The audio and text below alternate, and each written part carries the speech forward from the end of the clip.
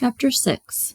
We are on top of the tallest hill, and Sarah, Mina, Harper, Sloane are talking about tryouts for the school play, and I am planning to just listen, but then something inside of me kicks, an impulse that I have buried and thought I have left on the other side of the Atlantic.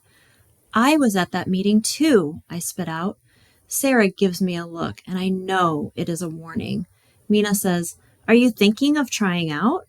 But the way she says it does not sound like a question, but more like a joke.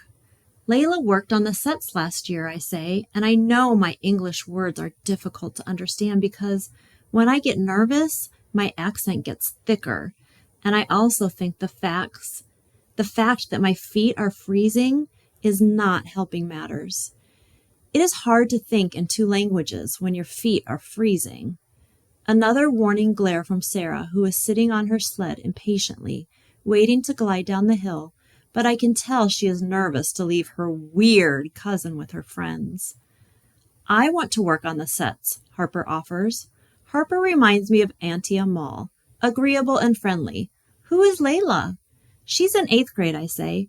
"We don't know many 8th graders," Mina says. "Is she the one that—" Sloane asks but does not finish. Sarah is looking at me to answer. "Layla is the one who worked on the sets," I say, that impulse kicking inside of me, urging me to remember who I was, not a girl who held her tongue, but Jude, who was always told "skete," a girl who promised her older brother she would be brave. I look out on the snowy hills, that are glistening in the afternoon light, and I think about how badly I wish my older brother were here, how badly I need to know that someday I am going to have the chance to tell him about the day I went sledding with 4 Americans. Missing Issa has become a physical ache inside of me, like a rotting cavity that is growing more painful every day. Everyone stares at me in silence until finally Mina and then Sarah, followed by Sloane, volunteer that they are planning to try out. But they all downplay their chances, talking about how 7th graders never get cast in actual speaking roles and definitely never get any of the parts with singing solos, except for a girl named Abigail last year who got one, and this year she'll probably get a lead role. I am going to try out, I say, making sure my English is as precise and clear as it can be, so that they can understand me perfectly. Sarah's eyes meet mine, but I meet hers back like I am daring her to slide down the hill that I have already gone down. Chapter 12. "You can't try out," Layla says as the steam from the bowl of lentil soup wafts up to her face. Her mother has ladled us 2 big bowls of soup, convinced that the lemon in the broth will stave off all the winter viruses going around. "We don't want you to lose your voice before your tryout," Layla's mom says to me, because even she has heard the news. Everyone has heard the news except for Mama, because I don't know how to tell her. "My mom isn't mad about it," Layla says, spooning hot soup into her mouth and swallowing with a slurp. Her swallow is a big, fat period at the end of her sentence, a declaration. She just thinks it's strange because, There is a long break. I have learned Americans love to say, then stop talking. They force you to fill in the hard parts, the things they are not brave enough to say. I shake my head and think of that baby that is growing inside of Mama's belly, that kicks and kicks, just like the spirit inside of me has once again started to kick and kick. She doesn't need to know now, which is what I say when I mean, I'm not sure she would understand, and I don't want to upset her when she has that baby inside of her. But also, I'm not going to say, and make you fill in all the tough stuff. Layla tears a piece of pita bread in half and then tells me all of the other reasons she thinks I shouldn't try out. "You don't speak English," she says. I frowned, an imperfect, "Thank you very much, English," say back, "I I do too. You know what I mean, she says again, and this time I say, no, I do not know. You're going to have to tell me. So she tells me that my English is good, but it isn't like native speaker English good, and the tryouts are so competitive. Even the kids who have been acting for years don't get a part. And can I even sing? And what will I use as my monologue? Can I even memorize something in English? So many questions, so many doubts. When I don't say anything, she frowns. I'm not trying to be mean. I'm trying to be realistic. Layla, I say, and I hardly ever say her name. So that catches her attention. I left home. I flew across an ocean. My brother is missing, in the middle of a war zone. What is there left to be afraid of? She gives me that look again, the one that makes me feel like there is something behind me, something around the corner. There is always something to be afraid of, she insists. And I know she is right. I know more than she thinks I do. But still, I say, I'm choosing not to be afraid.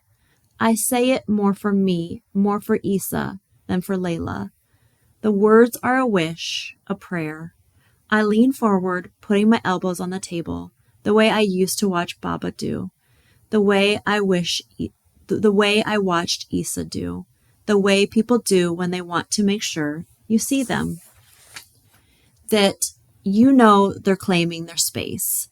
Jude, those parts aren't for girls like us. What do you mean? We're the type of girls that design the sets, that stay backstage. We're not girls who glow in the spotlight. I take another bite of soup and it tastes like home. It tastes like the future. But I want to be, I say. She gives me a look, not the look.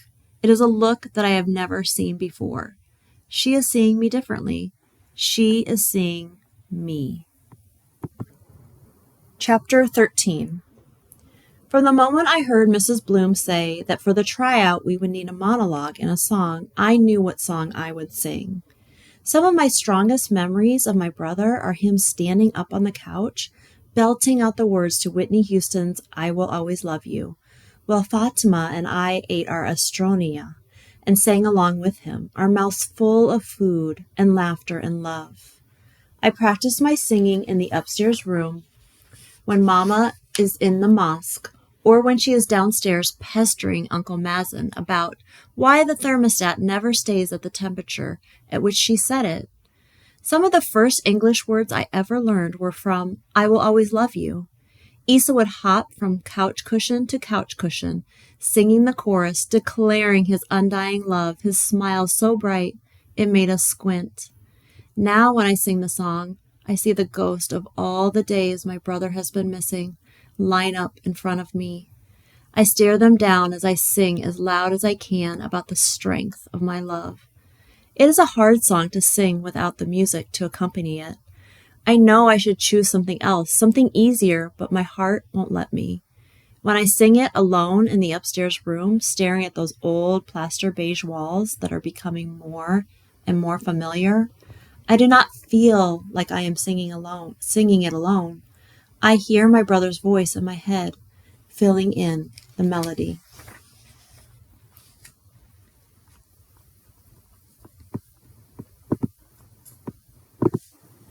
Chapter 9, page 210.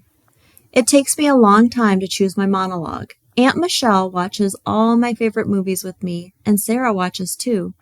She won't tell either of us what monologue she has chosen, and sometimes I wonder if that is because she is scared that I might steal it, which would mean she is nervous about me trying out, and not because she thinks it will be embarrassing, but because she is worried I might be good.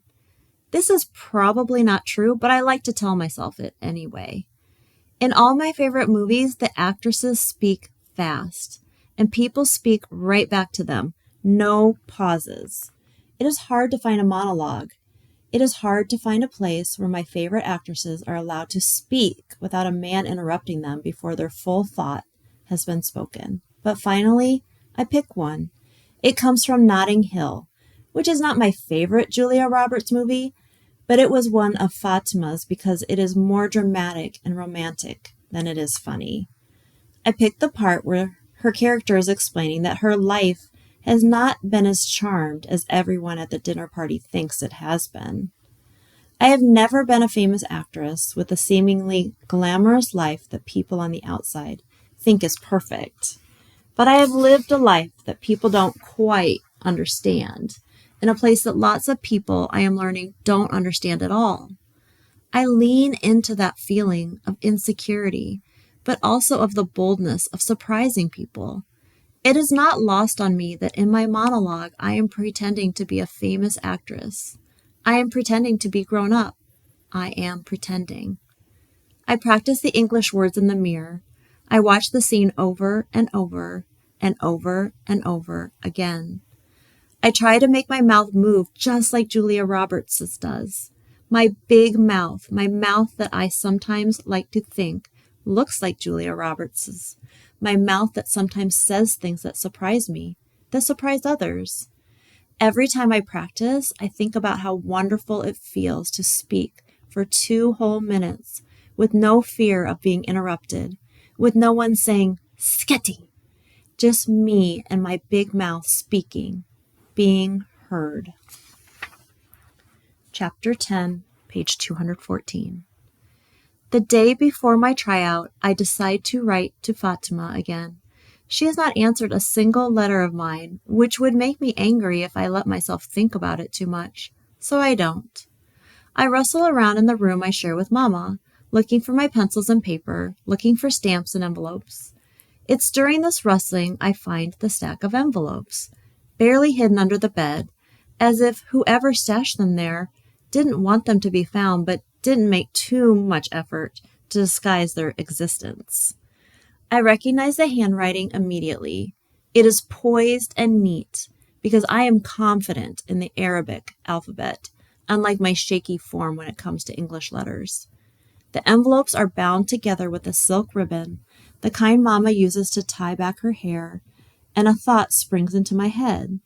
I try to push it away, but it keeps growing and growing.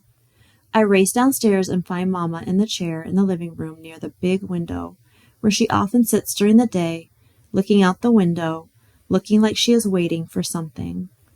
I hold the envelopes out to her, and even though I can see her swollen belly under the cream-colored blanket she has wrapped around herself, I cannot tame my anger. "You said you sent them," I say as tears run down my face. "You promised." She pulls me down beside her, but I continue to hold out the envelopes. They hover in the air like a question mark. "Will you sing your song for me?" Hearing my Mama say that catches me off guard because it means she knows. She knows about the song, which means she knows about the tryout, which means she knows I didn't tell her. And this is so surprising that I almost don't notice that Mama has made this declaration, this request, in English. "You know about the tryout," I say in English as well. "Arf," she says. She holds me close, and I feel each pulse of her stomach. Small promises of what is to come.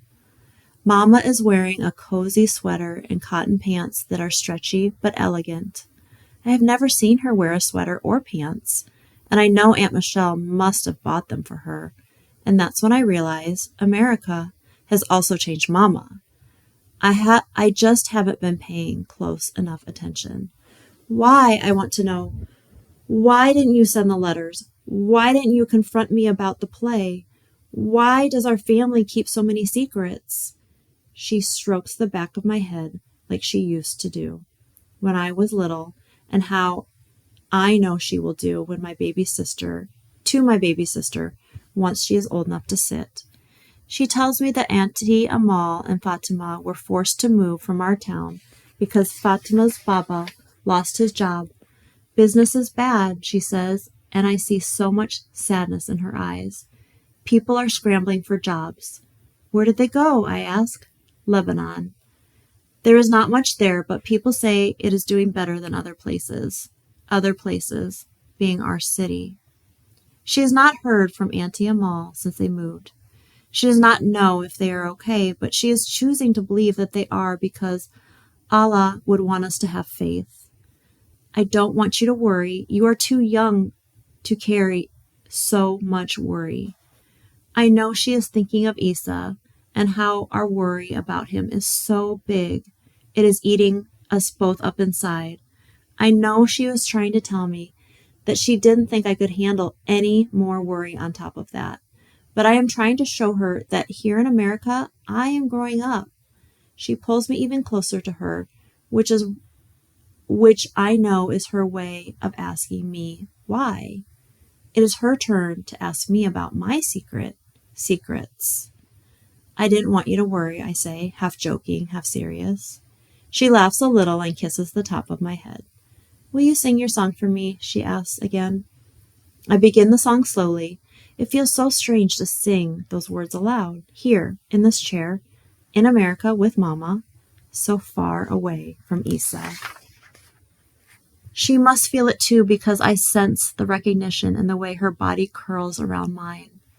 Like it isn't only holding me, but it's also holding a memory. Chapter 11, page 221.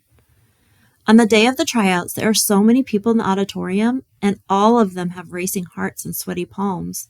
There's enough energy in here to power a train, an airplane, a small country. Layla has come with me even though she is not trying out. You don't have to do this, she says. She is more nervous than I am, and she doesn't even have to get up on that big stage with the blinding lights. Maybe that is why she is more nervous than me, because she is the kind of person who does not want to stand under a blinding light. I sometimes wish I was like that I was happy to blend in, fade into the background. I sometimes worry that there is something wrong with me that I so badly want to know that other people see me. But then I think about all the other people and all the other people who are in this room right now for the exact same reason and realize my dream is as big and real and valid as theirs. I spot Sarah in the auditorium and Harper, Sloan, Mina sitting a few rows ahead of us. They seem nervous too, grasping at each other's arms, bumping elbows for luck. One by one, we walk onto the stage, we recite our monologue, we sing our song. One by one, we are told, thank you, and dismissed off stage. When Mrs. Bloom calls my name, I can tell she knows how to pronounce my first name, but she is unsure what to do with my last. She skips over my last name, gargling all the letters together, making a mess of the name that is mine, Baba's, Isa's, and will be my baby sister's. And for a moment, my nerves turn from anxious to angry, from nervous to defiant. I walk out on the stage, and I do not squint in the bright light, but instead stare right back at it. I am going to give everyone a reason to know how to say my name, my full name. I open my mouth and start to sing. Chapter 12, page 224. It happens while I am waiting for the results of the tryouts to be posted. Your body is growing up, Mama tells me in a soft voice when she sees the tears in my eyes and the fear on my face as I look at the blood-stained spots that appeared on our sheets overnight. Initially, I thought the blood had come from Mama, and I cried for the baby. But then I saw the slow, thick crimson drip between my legs, and I felt the dense cramp of my stomach, and I knew. I bit my lip, afraid of what this meant, afraid of what it meant was coming. But Mama held me and told me that I might be growing up, but I don't need to be afraid, because even if she has a tiny baby in her stomach, I'll always be her baby too. And when she held me, I could feel that there was still space in her arms for me. Chapter 13, page 226. Mama does not ask about it, but when I unpack those scarves I buried in my suitcase, she smiles, tears in her eyes.